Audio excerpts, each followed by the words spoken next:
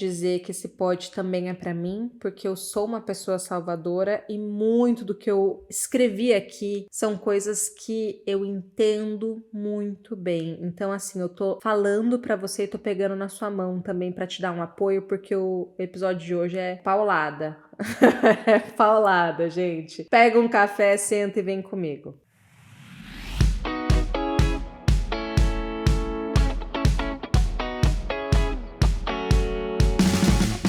Olá, aqui é a Paula Boarim, mentora, autora do livro Secreto da Carreira, LinkedIn Top Voice 2023, e aqui eu vou ser aquela sua amiga da firma que ama tomar um cafezinho enquanto filosofa sobre vida e trabalho. Nesse podcast eu vou compartilhar com você tudo o que eu gostaria de ter aprendido quando eu comecei a minha carreira, e você pode esperar por reflexões, provocações, erros, aprendizados, enfim, tudo aquilo que faz parte da jornada profissional.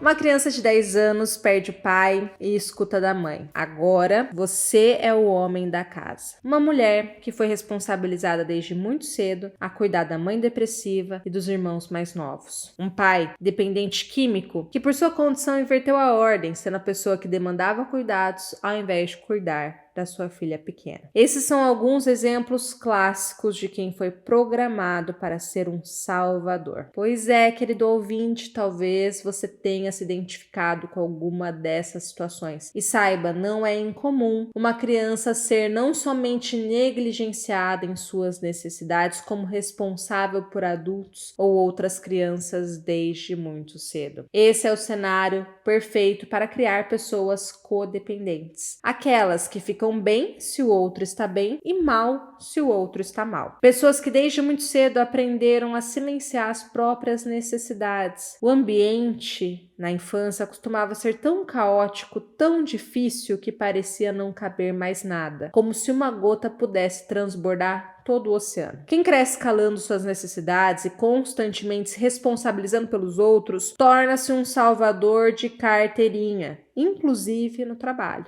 Ocupar esse lugar de salvador é aliviar momentaneamente a culpa que às vezes sentimos, gerando um prazer imediato de reconhecimento. Afinal, salvar pessoas gera como efeito a aprovação e valorização dessas que são salvadas. Só que também traz reveses. Em primeiro lugar, a dependência do outro e a manutenção do seu estado de ego vítima, potencializando a sobrecarga absurda que frequentemente leva ao adoecimento dos salvadores. Como segundo ponto, há uma necessidade de preservar esse papel de bonzinho. Quando você começa a dizer não e colocar limites, você desagrada o outro, especialmente aquele que se beneficia da sua, aspas, bondade. É reprovado e isso fere a sua imagem de boa pessoa. E no fundo, para os salvadores, há uma dependência também da validação do outro e uma dificuldade de reconhecer por si só o seu próprio valor. Como próximo ponto, e esse é um pouco difícil de reconhecer, por vezes nos colocamos em uma posição superior ao outro. O sentimento de dó demonstra muitas vezes que estamos nos colocando em um lugar distorcido de superioridade em relação ao outro. Muitas vezes achando que nós sabemos o que é melhor para o outro, como ele deve viver, como ele deve se comportar, como ele deve agir, salvando sistematicamente esse outro. Uma coisa, pessoal, é ajudar. Outra é a postura do salvar. E tem um próximo ponto que eu vou falar mais na frente, que é, muitas vezes o salvador, ele se antecipa. Realmente, ele gera o estímulo, ele não é nem demandado, porque ele realmente acredita que aquele outro não é capaz. Por vezes, ele é. Eu quero dizer nesse momento do podcast que eu sei de verdade, profundamente, que essa postura, ela pode ter sido super necessária para sua sobrevivência enquanto criança, adolescente, mas eu quero convidar você a se olhar agora enquanto adulto e a entender que você não precisa continuar perpetuando esse padrão em todas as suas relações, especialmente no trabalho. Você pode estabelecer relações mais saudáveis, relações de troca justa, relações onde há o cuidado e também o ser cuidado. Aliás, quem cuida de você? Talvez nesse momento você perceba que nem o seu autocuidado está em dia, tamanha negligência consigo mesmo. Mas calma, tá? Você não está sozinho, sozinha. Existem caminhos possíveis para superar isso e eu quero te trazer aqui alguns pontos para você começar a colocar em prática daqui para frente. Primeiro, observar a diferença entre o ajudar e o se antecipar. A ajuda ela se faz necessária quando é solicitada por quem pede, mas o salvador, como eu já disse, muitas vezes atua sem ao menos ser solicitado. Antecipa as demandas, sabe? Então, calma, respira e espere. Segundo, entenda que você deve ajudar sem se prejudicar. Aquele clássico do avião de colocar a máscara em você antes de colocar no outro, que a gente já cansou de ver, mas esquece de fazer isso na vida real. Se a ajuda que você vai ofertar coloca você, sua segurança, sua saúde mental, sua segurança financeira em risco, ou até mesmo fere o seu desejo ou um valor que é importante para você, a resposta deveria ser não. Terceiro ponto, ajudar dentro do possível para você. Eu posso pedir R$1.000 emprestado se eu quiser, mas se R$50 é o que você pode emprestar, ok, isso é o que você pode, é a ajuda possível para você. Ai, mas fala se eu não entendo, se eu não faço o que o outro quer, eu sou uma pessoa horrível, a pessoa me xinga, me trata mal, faz isso, faz aquilo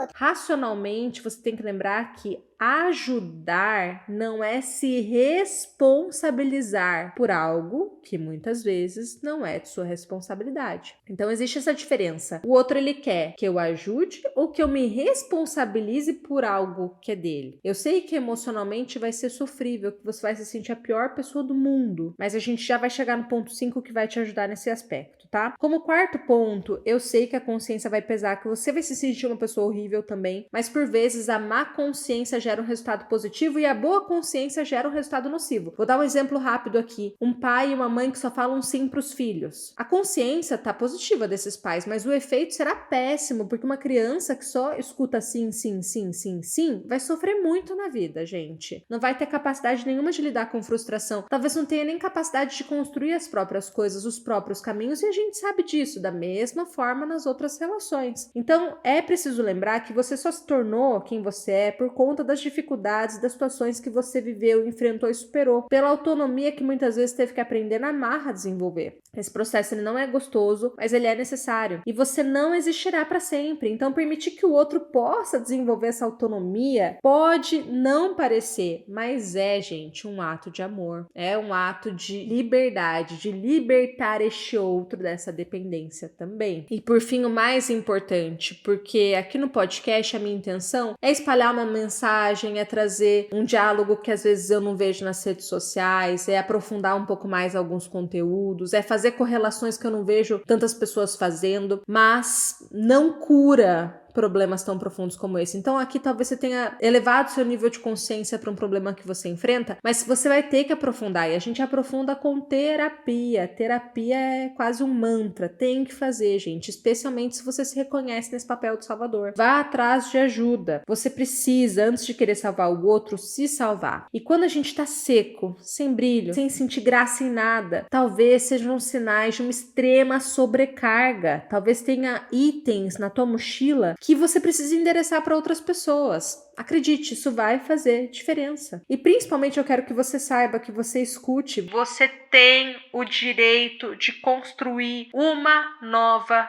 vida. Para isso, é necessário uma nova consciência aliada a um novo comportamento. Caso contrário, a gente fica repetindo, como Freud já disse, já nos ensinou que para seguir é preciso não só recordar, não só repetir, como também elaborar.